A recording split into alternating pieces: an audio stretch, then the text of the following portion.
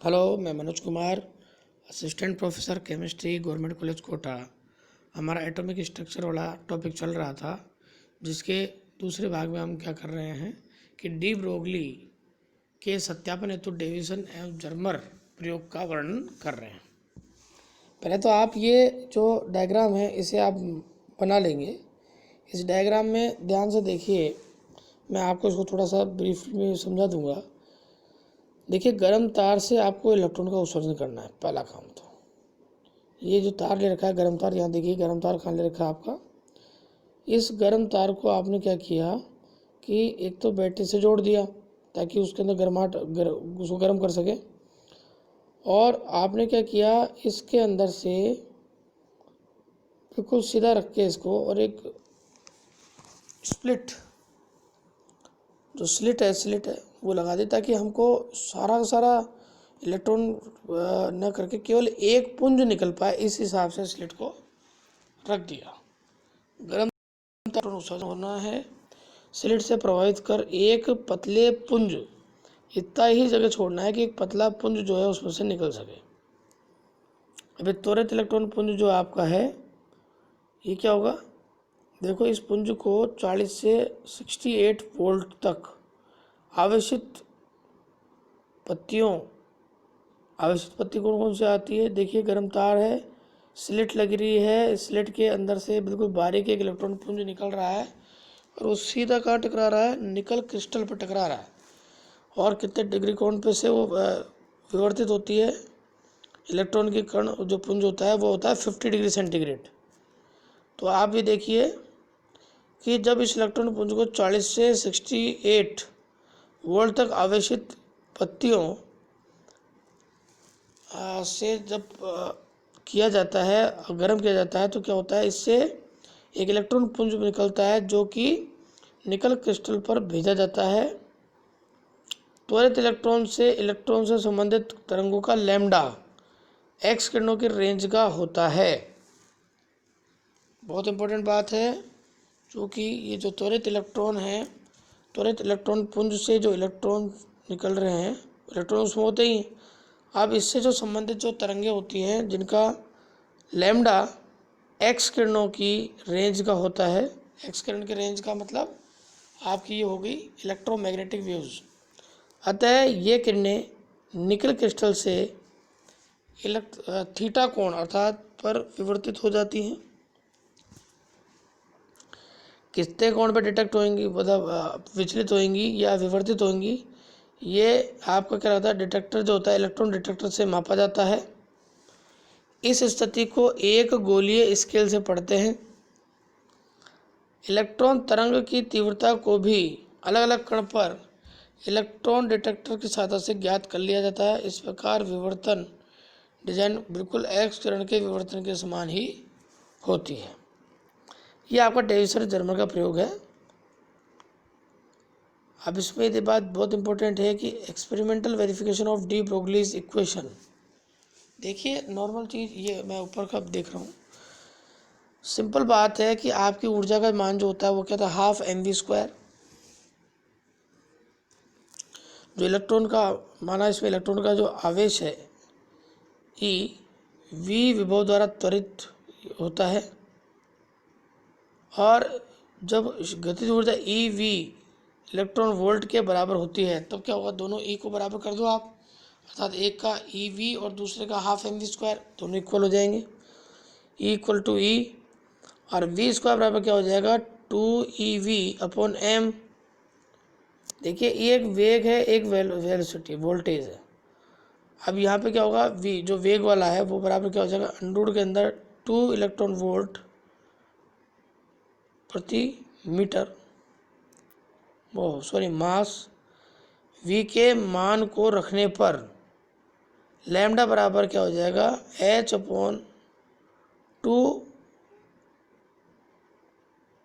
Lambda की मान अगर ज्ञात कर रहे हैं हम आपको, तो लैम्डा v का मान को रखने पर अगर v या वोल्टेज का मान अगर रखा जाता है, ये देखो हाफ का मतलब क्या होता है, अंडर में अंडर h/2 EVM। ठीक है, तो ये ध्यान रखो, डेविसन जर्मर प्रयोग आपने पढ़ ही लिया है। अब आता है कि एक एग्जाम्पल कर लेते हैं। 100 ग्राम द्रव्यमान वाली एक गेंद की गति 200 सेंटीमीटर प्रति सेकंड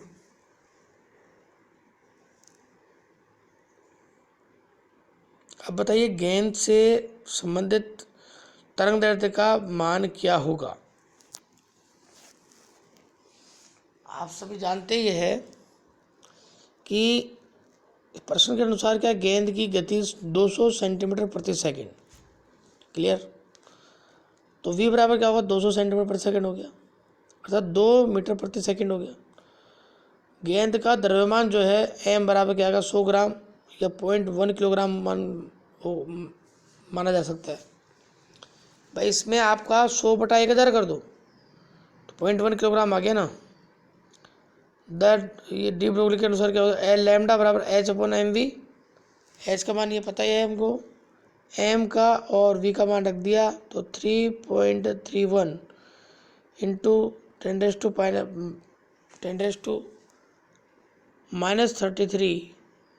m, यह आपका वैल्यू प्राप्त हो जाती है। तो ऐसे ही आपको दूसरे क्वेश्चन पूछे जा सकते हैं। देखिए ये आपका हाइजेनबर्ग का सिद्धांत जो हमने बताया था। हाइजेनबर्ग के सिद्धांत के अनुसार किसी इलेक्ट्रॉन की स्थिति और संवेग के बिल्कुल सही मानों को एक ही समय पर ज्ञात करना असंभव होता है। अर्थात यदि किसी कण की स्थिति में अनिश्चितता को λx से तथा उसके संवेग में अनिश्चितता को λp से प्रदर्शित किया जाता है तो दोनों अनिश्चितताओं का गुणनफल h/4π के समान होता है। ये उपरोक्त समीकरण का दायां पद एक स्थिरांक है जिसमें बताया गया है कि λx मल्टीप्लाई λp ये ज़्यादा होगा या बराबर होगा h/4π के।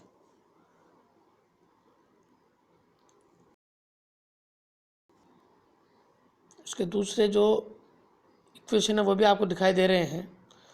ध्यान रखें अगर एक इलेक्ट्रॉन के लिए अगर निकाला जा रहा है मान तो ये आपको दिख रहा है कि पूरा h का मान 4π का मान और m का मान इसमें डालकर इलेक्ट्रॉन का निकाला जा सकता है, जिसका जो वैल्यू होगी वो क्या होगी कम होगी ΔV से।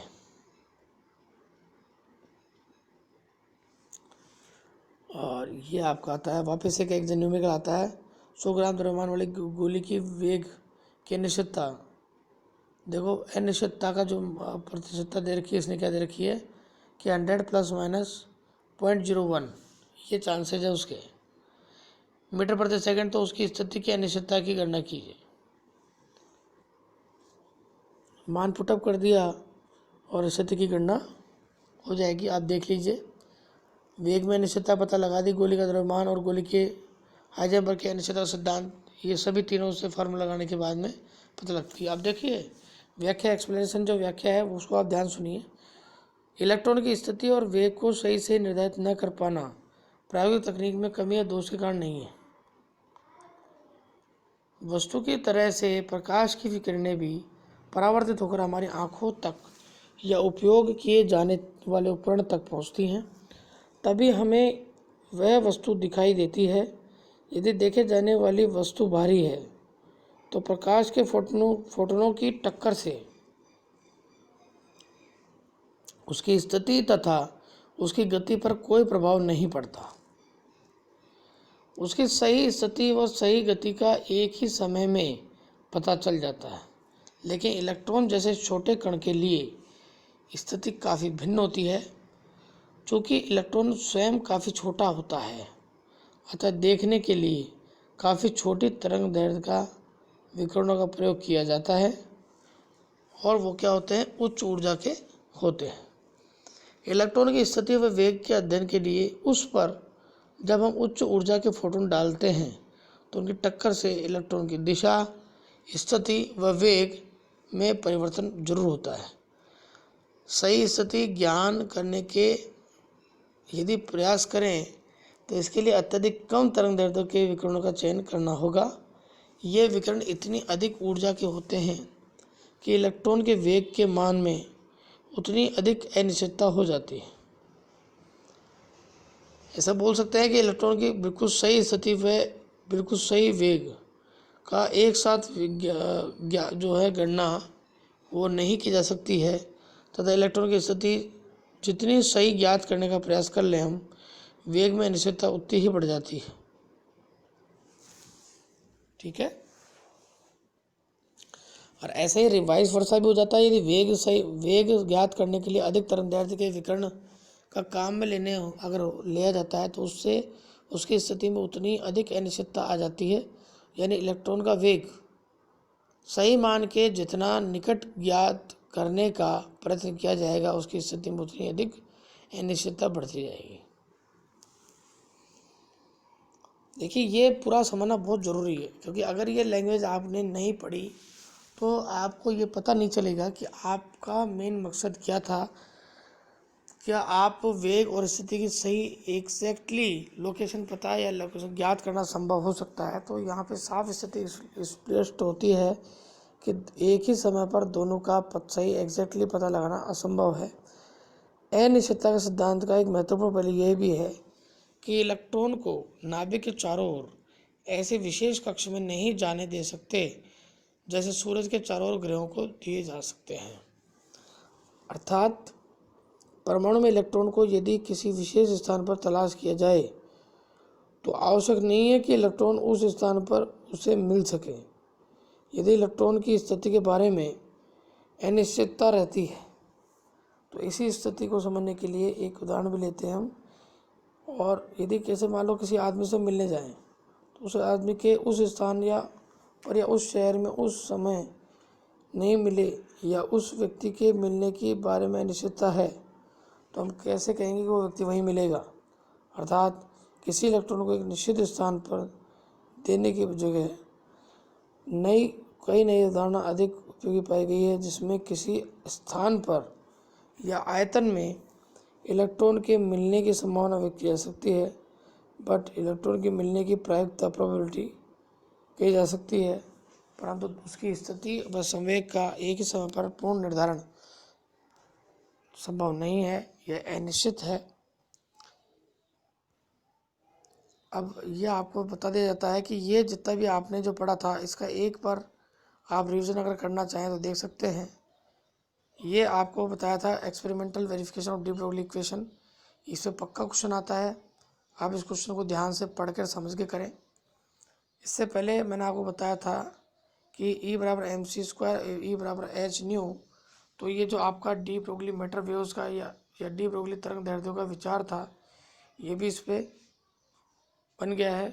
अब ये ध्यान रखें कि आपको म्यू या c/λ या 1/λ इसको निकालने के लिए आपको लैम्डा का मान निकालने के लिए बोला जाएगा।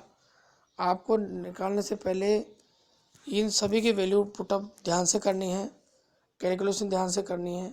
और अति सूक्ष्म कण जिसमें डी ब्रोगली जो आपका आता है, इसको अति सूक्ष्म कणों के अंदर डी ब्रोगली कण जैसे इलेक्ट्रॉन हो गया या फोटोन हो गया, ऐसी चीज़ों के लिए आप कर सकते हैं, गणना कर सकते हैं।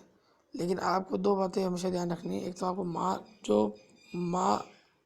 मान जो पुटअप करना है, एक तो उसको बहुत ही गंभीरता से करना है। दूसरा, कैलकुलेशन मिस्टेक नहीं करनी, कॉन्फिडेंस बनाए रखना है। एक तीसरी बात जो बहुत इंपॉर्टेंट है वो आती है कि इसकी जो विमाएँ हैं, जैसे अगर आपने CGS और पद्धति में और MKS पद्धति के अंदर मिक्सअप कर दिया, दो मान तो आपने MKS का रख दिए और एक मान आपको CGS का रख दिया, तो किसी भी प्रकार से आपका वो कैलकुलेशन सही नहीं होगी, उसका आपका आंसर गलत हो जाएगा। तीसरा आपका आता है, ये देखिए experimental of de Broglie equation. यदि यहाँ पर आपने वोल्टेज का मान ढंग से नहीं रखा तो आपका किसी प्रकार से वेलोसिटी का मान नहीं निकल पाएगा। तो आप ध्यान रखें, इलेक्ट्रॉन का आवेश E और V क्या विभव द्वारा त्वरित है, और जबकि गति ऊर्जा इसकी EV के बराबर होती है। डेविसन जबरन प्रयोग के अंतर्गत जब आपने ये देखा कि इलेक्ट्रॉन पुंज जिसकी हमको क्या निकालना है, इलेक्ट्रॉन, उसकी सही स्थिति और उसके बारे में गणना भी करनी है, तो ये पूरा प्रयोग जो आपका आता है, इस पूरे प्रयोग को आप चित्र जरूर बनाएंगे। उसको नामांकित करेंगे और ये बताएंगे कि किस प्रकार से ये प्रयोग होता है। सिस्टमेटिक पॉइंट वाइज लिखेंगे। आपके ये जो 100 ग्राम वाली जो एग्जांपल है, इस प्रकार कोई भी एग्जांपल आपको पूछा जा सकता है। न्यूमेरिकल बेस्ड ये क्वेश्चन आते हैं, आपको उसको जरूर करना है। ठीक है, घबराइए नहीं, अभ्यास कीजिए, एक दो एग्जांपल और कर लीजिए क्लास इसके अंदर।